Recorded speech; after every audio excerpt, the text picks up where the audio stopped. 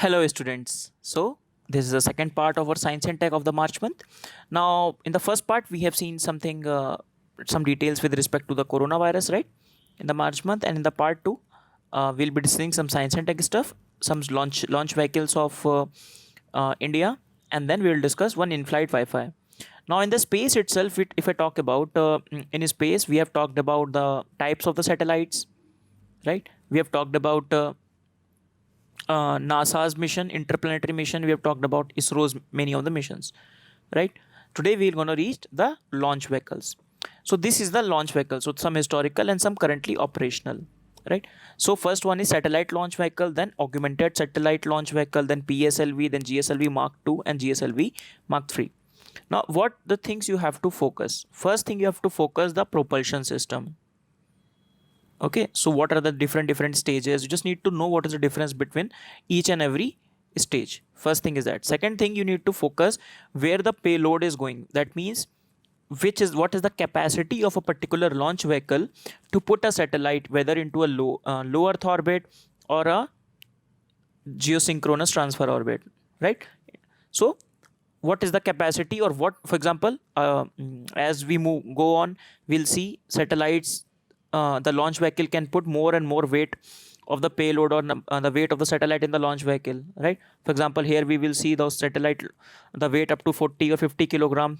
Until this 10,000 kg GSLV Mark 3 can put around 10,000 kV of the payload into the lower earth orbit. Same goes for it also, right? Okay, then let us start. So starting with the satellite launch vehicle, the first one. So it was a first experimental satellite launch vehicle. It was a four all solid four stage. Okay, so it can place around 40 kg of the payload in the low earth orbit. So first one, if you can see, 1979, first they were tried, they were unsuccessful. So they are the Rohini series, you can see. Okay, so, right. And after 1983, nothing was launched. After that, they come up with the augmented satellite launch vehicle. So after, you can see, by 1994 it also finished. Earlier two missions were unsuccessful. So what it does, a weight of 150 kg to the lower earth orbit. So capacity enhancement, you can see, right? It has 5 stages, but all solid 5 stages. Okay, this will be a very small and short video.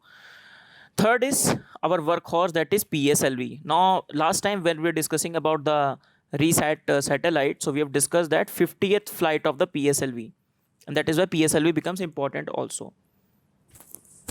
Okay, so it was the first successful launch of the PSLV was in October 1994, and then from there on it emerged as our reliable and the versatile workhorse. So it has 50 flights, out of which only 2 were unsuccessful. 48 successful flights it has taken, right? The main idea, the main design was to deliver our observation or remote sensing satellite that we have seen with 1750 kgs to lower earth orbit or sun synchronous circular polar orbit. Okay, right.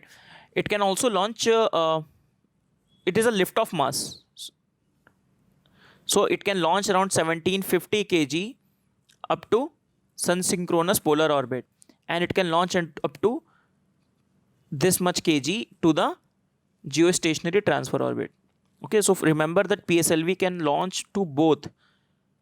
First is to the sun synchronous lower orbit, and to this also. If you remember, PSLV was also went for the Chandrayaan 1 and Mars orbital mission as well, MOM.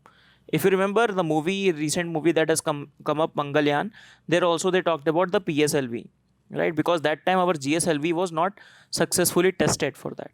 Okay, so not till now we have seen SLV and ASLV. So it was a 4-stage solid, it was a 5-stage solid. Now first time we have a liquid propulsion system also. Okay, so PSLV is a 4-stage with an alternative solid and liquid stage. Okay, so first time liquid is being used. Now PSLV's some variant have been there. For example, XL variant, QL variant, right? So for example, in some of them, what they enhance, they put some extra motors in it, right, to give it more boost, more capacity. However, overall it revolves around the idea of PSLV only. Okay, it was the first Indian launch vehicle to be equipped with the liquid stage. Also, it is also equipped with a strap on with the external motors. Now, as I told you, it has 50 of the flights, 2 failed launches, successor to the PSLV and ASLV. It's a third generation launch vehicle. First and second generation is that, right? Payload to the different orbits. Some variants such as QL variant is there, right? Okay, then yes, C-37 flight of mission of the PSLV is credited of putting 104 satellites in the orbit. Very famous. It was too much in the news when it was launched. Globally also, 104 satellite it has put. Not only one satellite, many of the satellites. Then Chandrayaan 2 and Mars orbital mission were also went through PSLV XL. Okay, so we have discussed that 50th flight of the PSLV when we were discussing RESAT to BR1, right? Okay, then. So these are the PSLV launches till date. So 50th one is RESAT to BR1. First one, if you can see, first one was mission unsuccessful. ASTROSAT that we have discussed, ASTROSAT was also launched by this only. Then IRNSS, our all navigation system, Navig system is also launched by this, because the weight of this is less, right? This is being to the geosynchronous orbit also and geostationary orbits also. So being launched, and because of the less weight, PSLV was able to put it there. Okay, then all the remote sensing satellite, that those are in the sun synchronous polar orbit, that is very easy. Okay, then you can see RNSS in a geosynchronous orbit.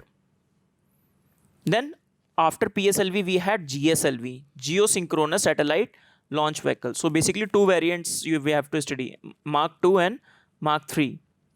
Okay, so GSLV is designed mainly to deliver communication satellites, because communication satellites are relatively heavy, right? Recent one we have seen GSAT-30, but it was not launched by the GSLV, because we have read that it was launched in the French Guiana. Why? Because we are saving our GSLV for the our Gaganyaan mission. Now this is why, because we have GSLV phase 4 development as well. We'll read that too, so that we can launch at least 2 GSLV per year, so that we have more capacity development of our own, don't have to depend on anyone else. Okay, so launches started in 1990. Right, so the first one is Mark II. So it has 3 stages: solid, then liquid, then cryogenic. So first time cryogenic stage was used in the GSLV Mark II. So 3-stage vehicle, right? Okay, so what is the capacity, how much it can put into the orbit? So to the LEO, lower Earth orbit, can put up to 5000 kgs versus the PSLV 1750 kg we have read, right? Then payload to the GTO, geosynchronous transfer orbit, it can put around 2500 kilogram of the satellite. So inside class of the communication are put by this GSLV. Okay, then, right? Then we have GSLV. This is cryogenic engine. So first of all, let us discuss cryogenic engine. So first time cryogenic engine was used in the Mark II GSLV. So what is cryogenic? So cryogenic engine uses the fuel at a very low temperature, right? So gases are liquefied and stored at this temperature. So which are the two gases they use? Liquid oxygen and the liquid hydrogen. You need to focus on it, because this becomes a part of our static. It is not a current affair. Okay, so these are liquefied at these liquid oxygen at minus 183 degrees Celsius and liquid hydrogen at this degree Celsius. They are stored and then the combustion happens, right? So currently 6 countries have successfully developed and deployed cryogenic system rocket engines: US, Russia, Japan, France, India and China. Okay, because we have seen one of the question of the ASTROSAT. So they have asked question that which of the following countries, which of the countries before India have developed this capacity. So keep this also in mind. Okay, then so cryogenic rocket engine is more efficient and provides more thrust as compared to its solid and liquid equivalents, right? So obviously it will provide more thrust, so more weight can be lifted, right? More weight to the higher orbits, more weight can be lifted to it. So liquid hydrogen, liquid oxygen at these temperatures. Okay, so provide substantial payload advantage. Our whole idea is to obviously to reduce the weight of the satellite, to bring in more efficiency, so that more payload can be taken to the higher and higher orbits. For example, scramjet engine that is in the development stage, that uses the same idea, so that more engine can be used, same engine can be the outside oxygens can be taken out, can be used, so that we don't have to carry too much fuel into our system. When we don't have to carry too much fuel into our system, then we don't have to we can increase the weight of the payloads, right? Then Mark 3 also uses three stages. So first one is two solid fuel strap-on engines, uses the liquid propellant. Then third stage is cryogenic upper stage. Obviously, it will be more capacity than the previous one, right? So it has capacity of 4,000 kilograms to the more than that, twice the capacity of GSLV Mark II. So 4,000 into the geosynchronous transfer orbit and 10,000 to the LEO, as I was told you. Okay, first time it has used its own indigenous cryogenic system. So earlier one we are using cryogenic system for the other country. So it is also known as India's Bahubali, and Chandrayaan 2 went with the GSLV Mark 3. So you can see the launches. So Chandrayaan 1 to GSAT 29. We are capable of sending our GSAT. For example, as I told you, GSAT 30 we have sent not by Indian vehicle. We are capable of launching it from our own. However, we have outsourced it. Here we have discussed crew module atmosphere re-entry program. So all these were taken up by the GSLVs. Right. So the cabinet clears GSLV phase 4 program, as we're discussing, so that we can increase the frequency up to 2 launches per year. Okay. So as to get more own capacity building. Right. So next is sounding rockets. So sounding means to measure. In nautical terms, sounding means to measure. So basically these rockets are used for the probing the upper atmospheric region. So for example, we'll see it follows a parabolic path. So it stays in the atmosphere, the equipments are set inside it, they measure the condition of the upper atmosphere. Also it is used for the space research. Okay, serves as a platform for testing prototypes of the new component subsystem intended for the use in the launch vehicle and the satellite. So it can go on it will be tested, and it can be taken back also. So it has also the re-entry component as well. Okay, it is a part of the Rohini sounding rocket program. Okay, right. So it has a two-stage solid propellants with a payload. It requires, because it remains in our atmosphere, do not go too much into space. So very less payload, they can keep up to the capacity to the height of the 80 to 475 kilometers. So this is basically the idea. So it launched from there, goes to there. This point, highest point, is known as the apogee. Okay, highest point. So here the experimental or instrumental operations take place. They take all the measurement, and finally it comes back, and it is reused. Okay, so these are the sounding rockets. Currently these three are in the operational capacity up to the apogee range of the 80 to 475 kilometers. Okay, used for the meteorology purpose and other purposes. Right. So sounding rockets, it was in the news 2018, not in presently current affair, but however for the sake of completion we have discussed this. So these are the launch vehicle which are historical and the currently operational, right? Then one more topic, in-flight Wi-Fi. So the government has allowed the airlines to provide the in-flight Wi-Fi. If you have been in the flight, it is also set the flight mode, right, in our phone, so that no Wi-Fi, no communication is there. Now the government has allowed, okay, you can go for the Wi-Fi. Two conditions they have put, that each plane that wants to offer its in-flight Wi-Fi, he has to certify it with the DGCA, right, Director General of the Civil Aviation. Then the captain will be the authority who will decide then when to switch on and switch off. For example, landing and takeoff stage, the Wi-Fi will not be there. Then when it's become stable, the Wi-Fi will be given. So nothing important from this front. So basically, how the Wi-Fi will be carried out. So there are two options: air to ground. Right, for example, cell towers, the airplane should use the cell towers on the ground, but this one is difficult, right, because the height at which it operates. The best option is using the satellite based Wi-Fi. So this is how it will be used up. Okay, right. Then Wi-Fi itself. So Wi-Fi, a few very small details. So it uses the radio transmission technology, because UPSC has already asked few questions on Wi-Fi versus Bluetooth. One question on Wi-Fi specifically, and one question on the Bluetooth also has been asked. So it transmits at this frequency, 2.4 gigahertz or the 5 gigahertz.